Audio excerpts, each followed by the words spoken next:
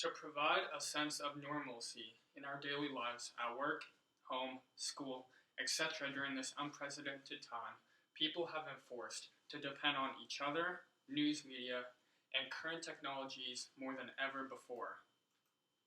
Technology has evolved rapidly over the last 50 years, changing the perceptions of what people viewed as normal. The emergence of computers and machine learning has led to breakthroughs in how people interact, communicate, share and interpret information, and consume news.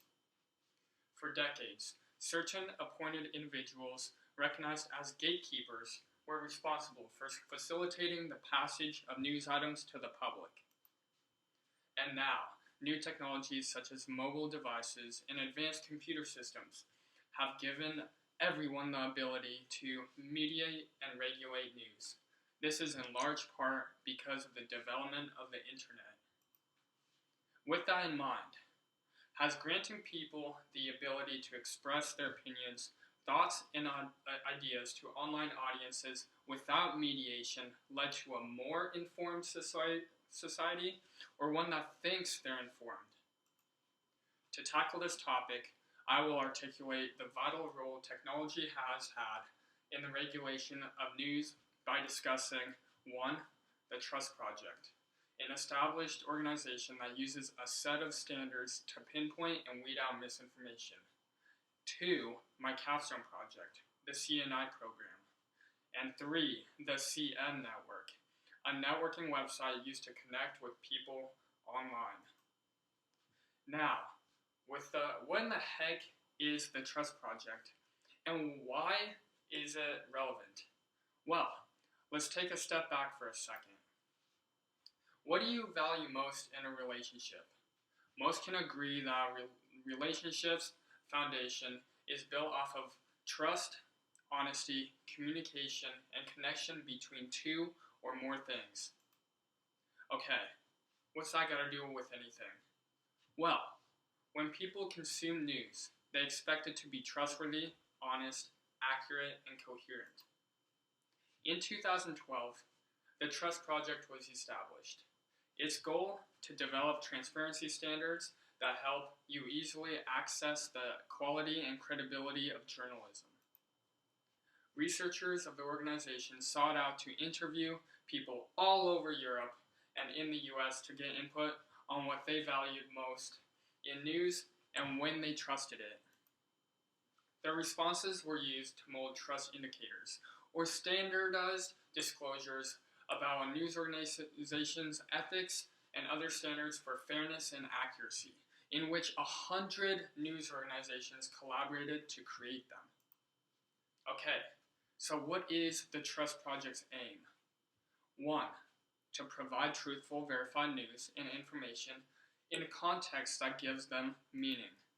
Secondly, to provide stories, information, and ideas that reflect diverse types of communities and their interests and views. 3. To provide forums for civil exchanges and greater understanding of various viewpoints with fairness in mind. And lastly, to provide a platform that upholds the public's interests, which includes holding the powerful accountable and shining a light in unexpected places. Now that you understand what the Trust Project stands for, we're going to discuss how their work and modern technologies are interconnected in making consumers more media literate. Media literacy is the ability to assess, analyze, evaluate, create, and act using all forms of communication. Furthermore, it's intended to promote awareness of media influence and create an active stance towards both consuming and creating media. People expect news to be accurate, trustworthy, and accountable. In order to expect, one must understand what to look for. The CNI program is a project I took on to encourage local news and national news consumption. With extensive research, academic resources, and professors Dr. Hoyt and Dr. Renzi, as well as a couple of students, I developed a blueprint for an API which is embedded in search engines that will regulate news using the Trust Project's trust indicators. The CNI program has two purposes. One, to educate people on how to engage in media literacy.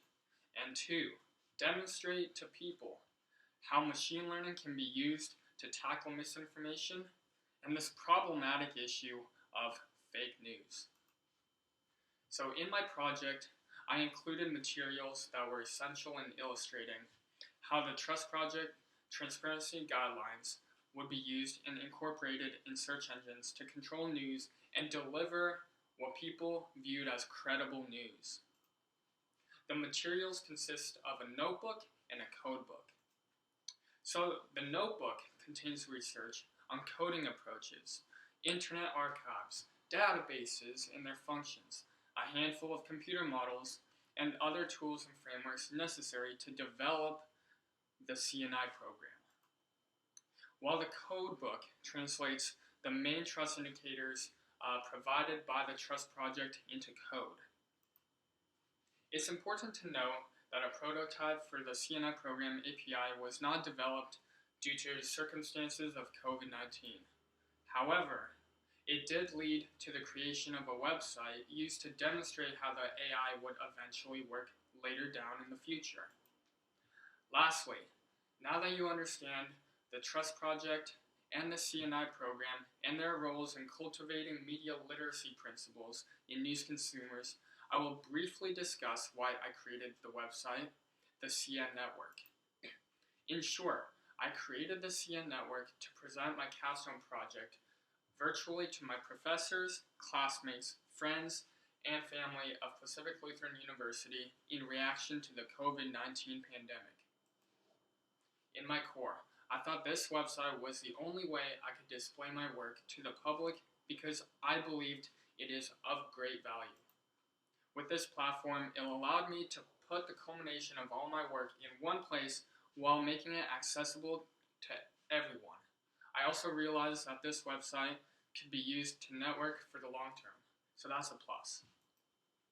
As a student and continuous learner, I wanted to challenge myself by engaging in a project that tested me on an academic level and took into account 3 focuses of study that I have been involved in for the last 4 years.